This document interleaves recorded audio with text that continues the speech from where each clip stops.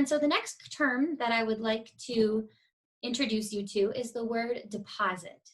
So deposit means to put money in a bank account for safekeeping. So I'd like you to take a second and find that word on your student flyer and give it a circle. When you do a job or you earn wages, when you work for someone, you get a paycheck. And so when you get that paycheck, you need to figure out a way that you're going to keep that money safe. A lot of people like to keep their money safe in a bank account or in a credit union. The next word that I'm going to introduce you to today is a savings account. A savings account is an account used to hold money that is not needed right away. So take a second and find that on your student flyer and circle it. The next keyword that I'd like to introduce you to is a withdrawal. A withdrawal is to take money out of a bank account. So Sir Spends-A-Lot has to take a lot of withdrawals out of his account for how much money he likes to spend. The next word that I'd like to introduce you to is interest. Interest is money paid for the use of someone else's money. Interest is a way to grow your money, and it is very different than having an interest in something like soccer.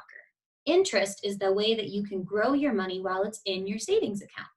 If you take a look at your student flyer, on the bottom corner, you'll see our characters, and we have Super Saver shaking her piggy bank, and she's saying, "Where is my interest?" Because no, a piggy bank will not earn interest.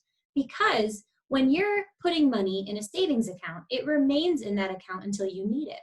But sometimes someone else might need that money before you do. And so the bank borrows your money and lends it to another person. And that's called interest, is when you get paid from the bank for using your money.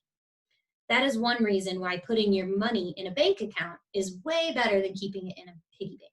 The next activity we're going to do is I'm going to show you a video that is going to teach you how to track your money. You'll need to know how to track your money for our bingo game we're going to play in a minute. So the first thing you should know is that the bank does keep track of your money, but it's really important for you to know how to track your money. So take a second and watch this video, and then we will talk about it when we're finished.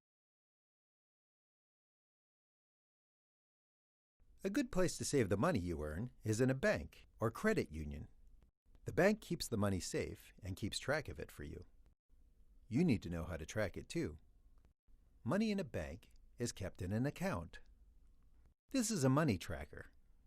A money tracker helps you keep track of the money in your bank account. Think of the money tracker like a money diary.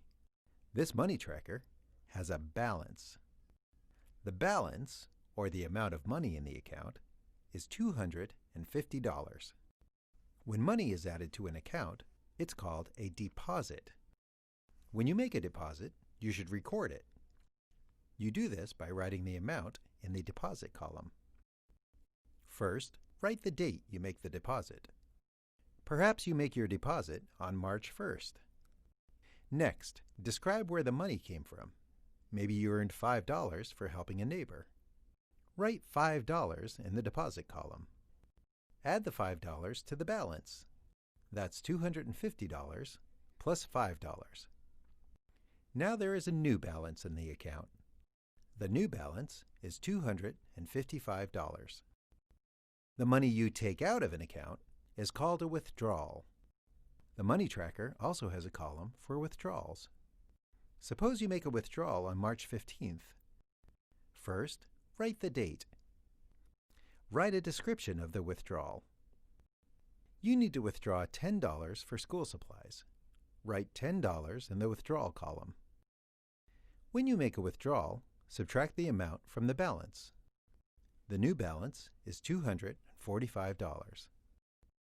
The next time you make a deposit, you will add it to the balance.